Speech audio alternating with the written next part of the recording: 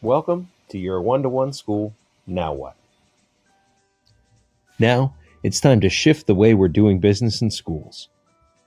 We need to realize that the networks our students are working with are so much bigger than we ever could have imagined.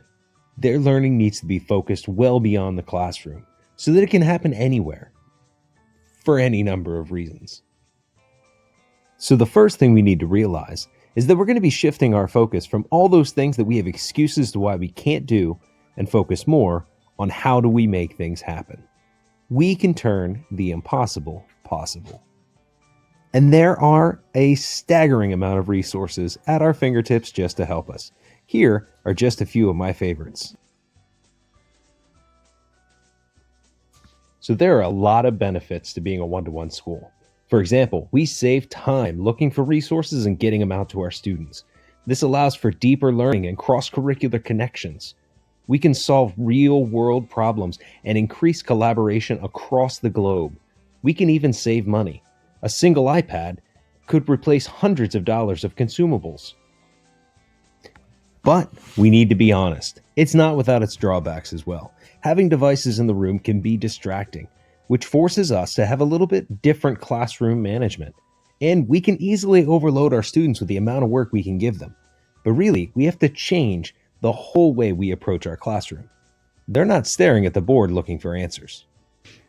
When people tell me, well, I'll just teach what I've always taught, but now online, it's a lot like comparing Marco Polo and water polo. Yeah, there's some similarities, but if you put the two together, it's gonna get confusing. So, we've come up with some tips to help us plan our lessons and get the most out of our student engagement.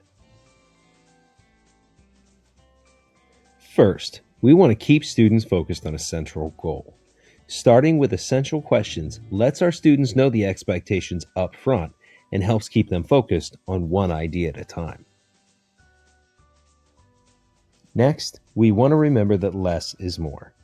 Be sure that you're being concise. The fact that we can get so much information to our students is very easy to overwhelm them. So, make sure that you're summarizing all of your main ideas. Make sure that we're teaching by modeling.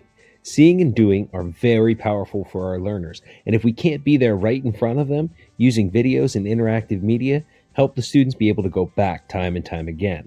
This also helps them focus on what's right in front of them. Create lots of opportunities for students to practice. Having a lot of small practices very frequently allow us to summarize these main ideas.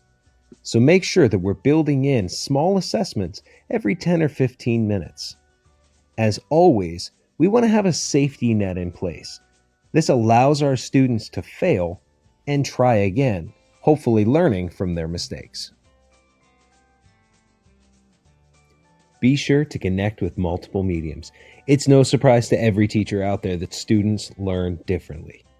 And we have the entire internet at our fingertips, so more mediums just means more practice. Whether students are watching videos, reading text, or participating in discussions, it's going to reinforce their learning. Create a safe space for questions. This is all new to us, but it's also new to our students, and they are just as overwhelmed as we are. No one wants to look confused in public. So make sure that you have a place to let students ask questions privately as well as publicly, not just on a public discussion board. Finally, make it relevant.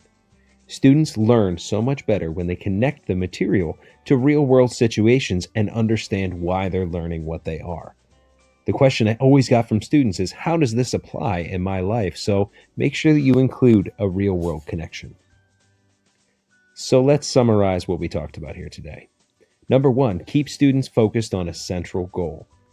Always remember that less is more, and you should be teaching by modeling. Make sure to include practices often and use multiple mediums. Always create a safe space for students to ask questions and make sure the learning is relevant to them. Now, this all may seem overwhelming right now, but take it one step at a time and remember, to change the system, we can change the world.